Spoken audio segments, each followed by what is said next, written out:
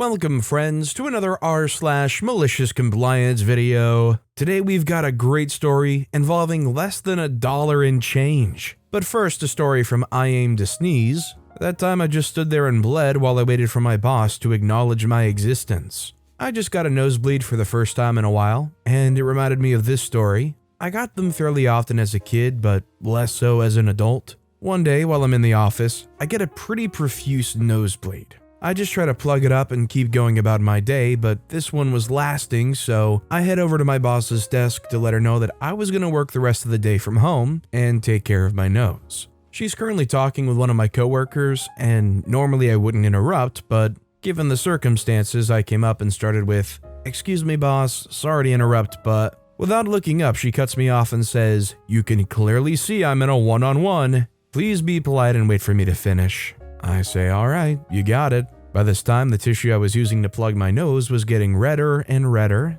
and by the time she finally looked up, it wasn't a pretty sight. She asked me why I didn't say something sooner, and I just repeated back to her what she had told me. She sheepishly said, "Obviously stuff like this would be an exception." I just shrugged and walked back to my desk to get my things. This is one of those things where, like, after the fact, you feel like you want to have another one-on-one with them, or say something back to them like, "Well, maybe instead of assuming that I'm just rude and trying to interrupt you, consider that I'm trying to interrupt for a very important reason." Do you guys think it's worth trying to get some extra words in after this situation, just to call out the boss for assuming the way they did? Or is it just not worth upsetting the boss over, back-talking or anything like that? Let me know what you guys think down in the comments. Our next story is from Venarius. I must sign in a name every time I enter the gym? Okay, no prob. This took place years ago when I was in college. I won't say where, it doesn't really matter. But what does matter was I would go to the gym every day back then. At the entrance, there was a desk with a sign-in sheet and staff member there to check your student ID. Now, most of these people were minimum wage students at the school manning the desk, so no one really cared if you checked in or had your student ID. I got into the habit of simply walking in and saying hi as I passed the front desk and starting my workout routine. Until one day, a Karen type thought that I was the Antichrist because I didn't sign in. "Get back here and sign in." I said, "What?" They say, "Come back and sign in. You can't enter without signing a name." Now, I was in my workout shorts, didn't have my wallet or student ID on me, and told her so. She says, "I don't care about your ID, just put a name down." So, you don't care to check my ID, but I'm forced to write a name, not my name down? Cue malicious compliance. Sure, no problem. That was the day Miles Davis came to work out. Each day following, I wrote a different celebrity name. I started off under the radar with people that not everyone would know, like Duke Robillard, a jazz and blues guitarist, Dwight Yoakam, country singer, and Pete Mitchell, Maverick from Top Gun. No one ever asked for ID. Heck, aside from that one day in Lady, no one even looked at what I was writing for a name. So it continued. It became a game for me to see how long I could go unnoticed. I'm a huge Star Trek fan, so every single member of multiple series cast had visited. From William Shatner and James Doohan to Patrick Stewart and Will Wheaton, even Tasha Yar made an appearance before being never heard from again. Thanks, Armus. So I got bolder. I was Sean Connery, Austin Powers, Dave Matthews, John F. Kennedy, etc. On holidays, I was always someone related, like on Columbus Day, I was Cristobal Colon. His real name, not the Americanized version. This went on for several years before I graduated. Not a single person asked for ID or bothered to check which name I was writing. Turns out minimum wage kids don't really care to check IDs. To this day, I still smile at whoever was collecting these lists, sighing out loud with an audible, "Oh, come on." Yet imagining their frustration grow because none of the students at the desk cared to check my name or ID. This makes me think about a time I had in music class in middle school. We had a substitute that was going to be there for a few days, and they passed around a clipboard for you to write your name on, and from that list they would use it to check attendance. So when it got down to me, I went a few lines below my name and wrote down Ozzy Osbourne, passed it on, everybody else filled it out just fine, and so the substitute teacher's up there, calls my name, calls a few other kids, then goes, "Ozzy? Is Ozzy Osbourne here?" It was really mild, but it was kind of funny as a middle schooler. By the way, if you're enjoying these stories, make sure to hit those like and subscribe buttons down below so you never miss any of my daily videos. Our next story is from Agreeable Mention 1754. You must always register entry on the log. I'm a science graduate student. In my workplace, we keep registry logs for everything, stating when you used X or Y thing, the state it was in, and when you finished using it. This was required by law to be kept up to date on consecutive entries. If someone wrote down that they finished using it at 9 a.m., the next entry can't say that they started at 8:59 a.m. because someone else was using it at that time. Anyway, part of my experiments require me to come on weekends to a specific area where you need both a key card and an actual key to enter. And of course, it has its own registry, but because the logs are kept on the reception and that part is locked on the weekends, we don't fill out the log on weekends or times where the receptionists haven't arrived or has already left. No biggie, we just leave the key in a hidden but accessible to anyone that needs it place. A few weeks ago when I arrived, I was immediately called to the reception, and she told me that how come I was not on the log if I had used the key. And when I tried to explain that there was no way for me to fill out the log because they keep it locked, I was met with a, just go ahead and fill it out, it's not a big deal,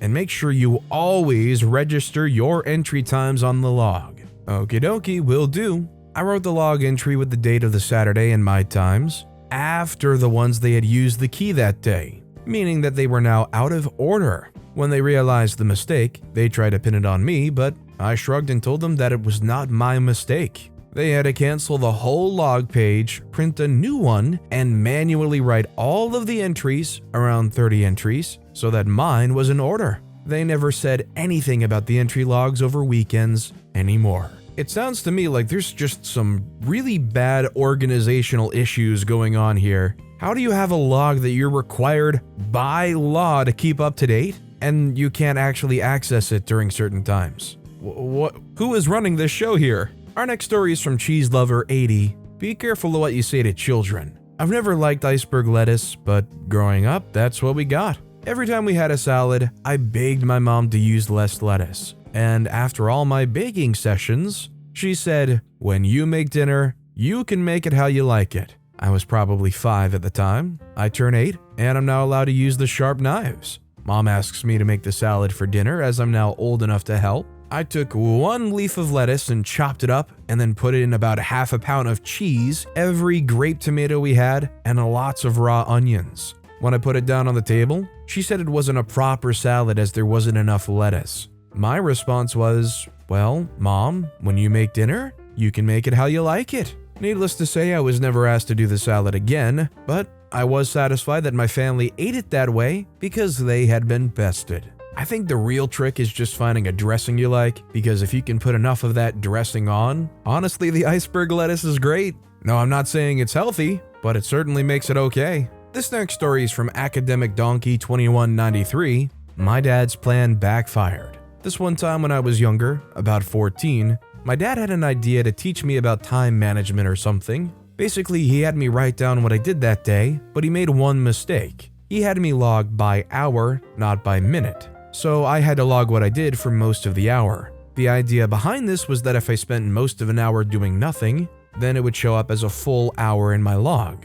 I spotted a loophole right away. I would clean up or work on something for exactly 31 minutes, and then do whatever I wanted for the rest of the hour. Needless to say, I made myself seem very, very productive. I mean, I'm not gonna lie, depending on how many hours of the day you actually did this, that might be a serious win for OP's dad. Honestly, getting even like 30 minutes of consistent work out of a 14-year-old is sometimes a win for a parent. If OP did that for multiple hours, if they got an hour plus of work around the house, cleaning up the room or the dishes or whatever, that's probably a huge win. Our next story is from Brother Puppet, not the report they were expecting.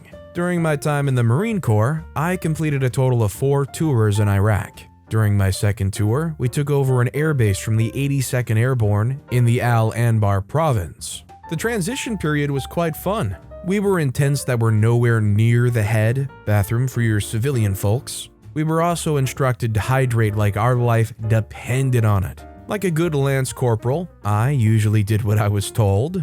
This turned out to be a mistake one night when I had to use the head, but was not going to make the distance to the designated facilities. About halfway there, I found a HESCO barrier and relieved myself. Right at that time, the roaming patrol, Night Watch, observed my actions and asked what I was doing. I let them know that I couldn't make it to the head, so here marks the spot instead. The next morning, I was brought up to the sergeant major and my staff sergeant to explain myself. My answer was not good enough, so I got to stand at the position of attention for the next 30 minutes, getting my butt chewed for it. I was counseled on how disgusting that was and how it could be a health issue. This was followed by an order to make a presentation about the health effects of being next to urine. Game on! I did just that. I used my time finding obscure articles about groups of people who save their urine to drink it later for the nutrients and vitamins lost. I went all out on this, talking about the process of sterilization of the urine to the storage of the urine for later consumption.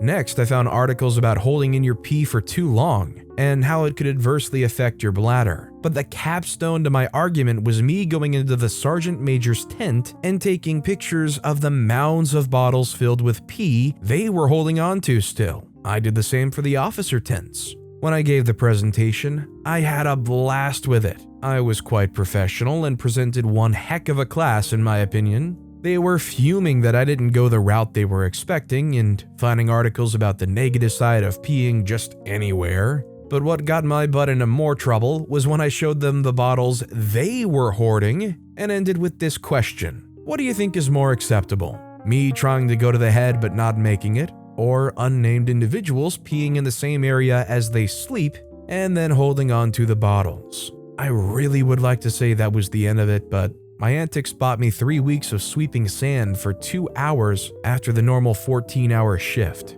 12 on, 12 off with a 2-hour turnover. I still smile about this to this day, but sweeping sand in the freaking desert was a complete waste of time. Semper Fi. I'm imagining it was pretty known by everybody whose tents and whose mounds of pee bottles they were. But after getting that punishment after doing exactly what they asked for, makes you kind of wish that you, maybe name dropped a little more suggestively. Apparently they didn't stop using those bottles after the fact, so who knows if anybody really learned anything except how to sweep sand in the desert. You gotta love ridiculous military tasks like that. And our final story of the day is from Canadian McManager, Boomer pushed to the edge over 60 cents. The scene, it's a local McDonald's in the summer of 2020. COVID is raging and I'm a young shift manager handing drinks out the drive-thru window. An old man pulls up and I hand him his cappuccino. The old man says, "I didn't order a hot beverage." I say, "Yes you did, sir. This is a cappuccino.